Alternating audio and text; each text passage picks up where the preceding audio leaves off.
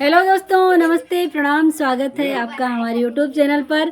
तो दोस्तों अभी हम आपको एक विवाह का गीत सुनाने जा रहे हैं। यदि गीत अच्छा लगे तो लाइक करना मत भूलिएगा और चैनल पर नए हैं तो प्लीज़ सब्सक्राइब भी कर लीजिएगा।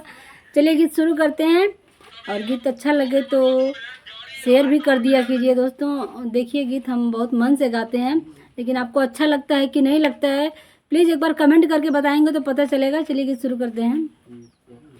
एकठे मैं सुगना पलनी पाली पोसी बड़ियार कईनी।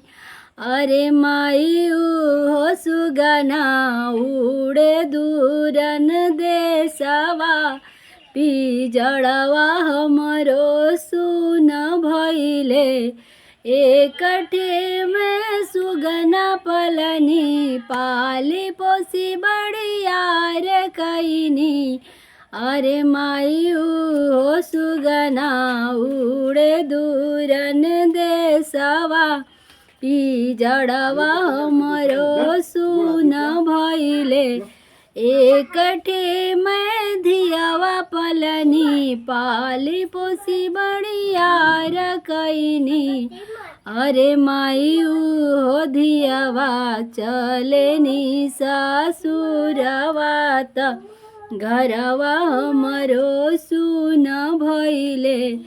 अरे माई हो धियावा चलेनी ससुरवा त घरवा हमरो सुन भइले।